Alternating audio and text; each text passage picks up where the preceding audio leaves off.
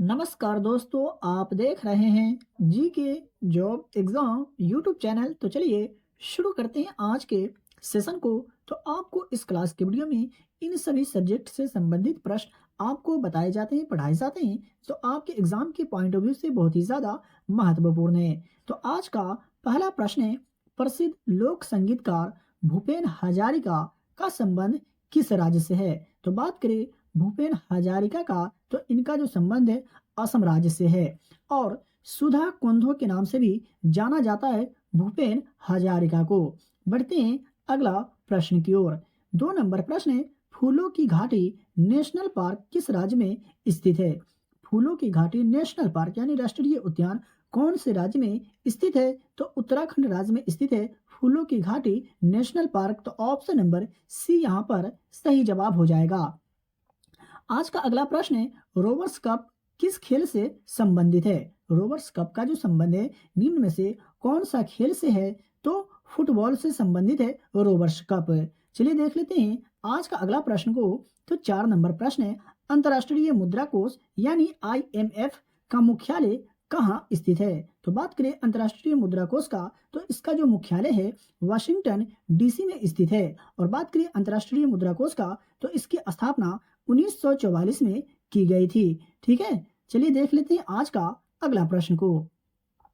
5 number प्रश्न है, लघु उद्योग एवं विकास बैंक यानी सिडबी का मुख्यालय कहाँ स्थित है? तो बात करें सिडबी का, तो इसका जो मुख्यालय है लखनऊ में स्थित है। तो यहाँ पर इसका सही जवाब हो जाएगा ऑप्शन नंबर डी। वही बात कर ले आज का अगला प्रश्न का। तो 6 नंबर प्रश्न है, भारत में न्यूनतम कोष प्रणाली को कब अपनाया गया? भारत में न्यूनतम कोष प्रणाली को कब अपनाया गया यानी किस वर्ष अपनाया गया था? तो वर्ष 1956 में भारत में न्यूनतम मुद्रा कोष प्रणाली को अपनाया गया था। तो इसका सही जवाब हो जाएगा ऑप्शन नंबर सी।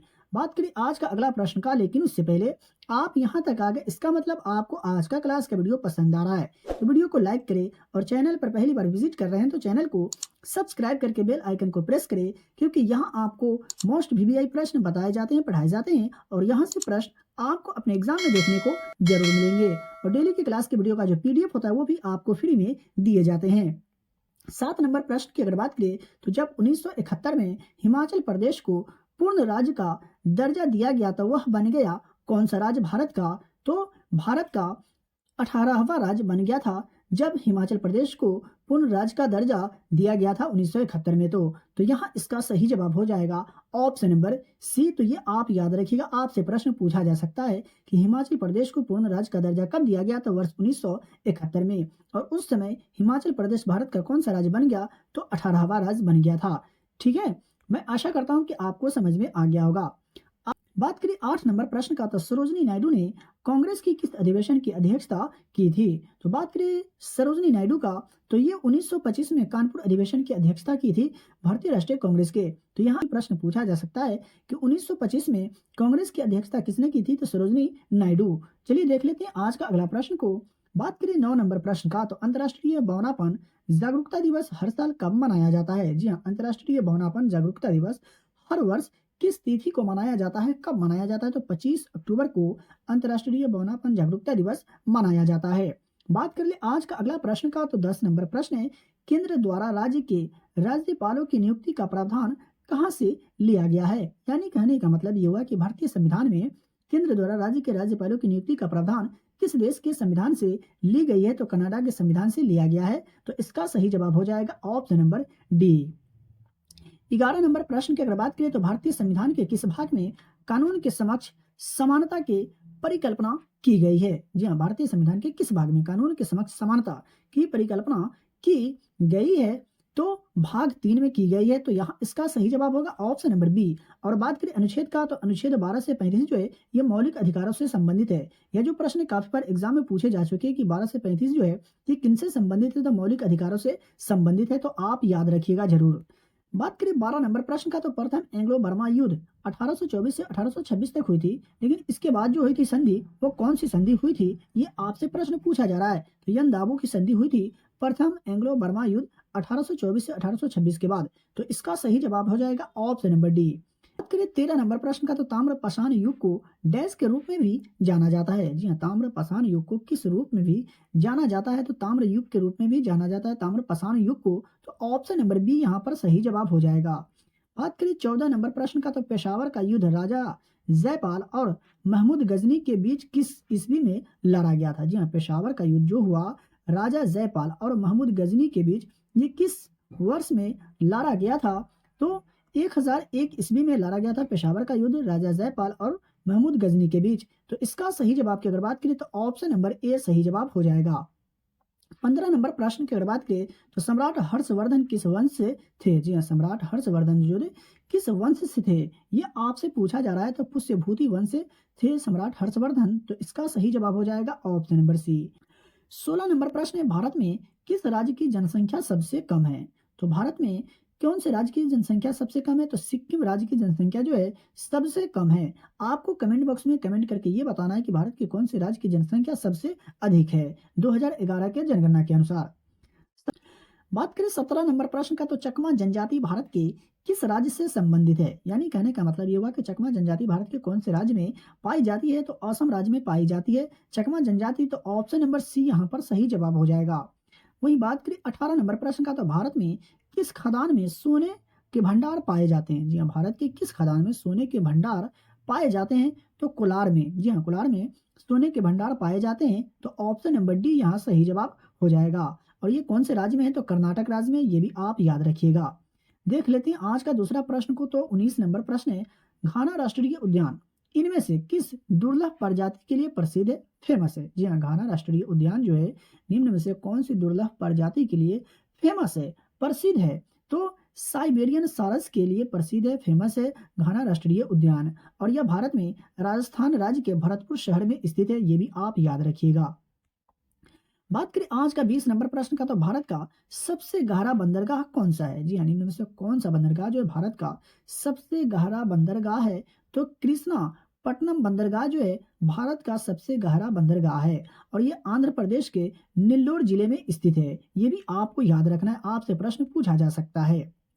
21 नंबर प्रश्न की अगर बात करें, तो बिना निषेचन के अंडे की कोशिका से भ्रूण के विकास की प्रक्रिया को डैश कहा जाता है। यहां से अब आपको साइंस के प्रश्न मिलेंगे। बिना निषेचन के अंडे की कोशिका से भ्रूण के विकास की प्रक्रिया को डैश कहा जाता है, तो अछूती वंश वृद्धि कहा जाता है बिना निषेचन के अंडे की कोशिका से भ्रूण के विकास की प्रक्रिया को। तो यहाँ इसका सही जवाब हो जाएगा ऑप्शन नंबर बी। 22 नंबर प्रश्न है, काली खांसी किस जीवाणु के कारण होती है। काली खांसी जो होती है निम्न में से कौन सी जीवाणु के कारण होती है, तो बुरडेटला परटूसिस जीवाणु के कारण काली खांसी होती है। तो ऑप्शन नंबर डी इसका सही जवाब हो जाएगा।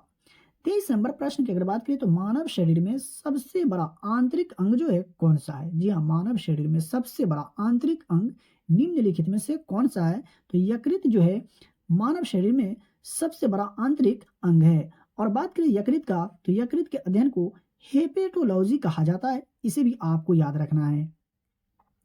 24 नंबर प्रश्न की अगर बात करें, तो अमोनिया का रासायनिक सूत्र डैश है। अमोनिया का रासायनिक सूत्र क्या होते हैं, ये आपसे पूछा जा रहा है। तो NH3 अमोनिया का रासायनिक सूत्र होते हैं। और यह नाइट्रोजन और हाइड्रोजन का यौगिक है। इसे भी आप याद रखिएगा। बात करिए 25 नंबर प्रश्न का, तो ब्यूटेन गैस का सूत्र क्या होता है। ब्यूटेन गैस का जो सूत्र होता है क्या होता है, तो C4H10 ब्यूटेन का रासायनिक सूत्र होता है। और बात करें ब्यूटेन का, तो यह रंगहीन अत्यधिक ज्वलनशील और तरलीकृत गैस होते हैं ब्यूटेन। चलिए लेके चलते हैं आपको दूसरे प्रश्न की ओर। तो आज का 26 नंबर प्रश्न है, निम्न में से किस धातु का घनत्व जो है सबसे कम है। जी हाँ, निम्न में से कौन सा धातु है जिसका घनत्व सबसे कम होते हैं, तो लिथियम। लिथियम धातु का घनत्व सबसे कम है। तो ऑप्शन नंबर ए इसका सही जवाब हो जाएगा। 27 नंबर प्रश्न की अगर बात करें, तो परमाणु संख्या का आविष्कार किसने किया था। परमाणु संख्या का आविष्कार निम्नलिखित में से किसने किया था, तो मोसले ने परमाणु संख्या का आविष्कार किया था। आज का अगला प्रश्न है, कौन सा एक सरल रेखीय गति का उदाहरण नहीं है। निम्न में से कौन सा सरल रेखीय गति का उदाहरण नहीं है, तो एक बड़े पहिए की गति जो है सरल रेखीय गति का उदाहरण नहीं है। वहीं बात करें ऑप्शन ए का और ऑप्शन बी का, तो सरल रेखीय गति का उदाहरण है, तो ये आप याद रखिएगा, आपको बिल्कुल भी कंफ्यूज नहीं होना है। 29 नंबर प्रश्न है, निश्चित दिशा में वस्तु द्वारा तय की गई दूरी क्या कहलाती है? निश्चित दिशा में वस्तु द्वारा तय की गई दूरी क्या कहलाती है? तो विस्थापन कहलाती है। निश्चित दिशा में तय की गई दूरी, तो ऑप्शन नंबर सी इसका सही जवाब हो जाएगा। आज का 30 नंबर प्रश्न है, 20 डिग्री सेल्सियस पर जल में ध्वनि की चाल होती है लगभग कितना? जी हाँ, 20 डिग्री सेल्सियस पर जल में ध्वनि की चाल लगभग कितना होता है? तो 1500 मीटर पर सेकेंड 20 डिग्री सेल्सियस पर जल में ध्वनि की चाल होती है लगभग, तो ऑप्शन नंबर डी इसका सही जवाब हो जाएगा।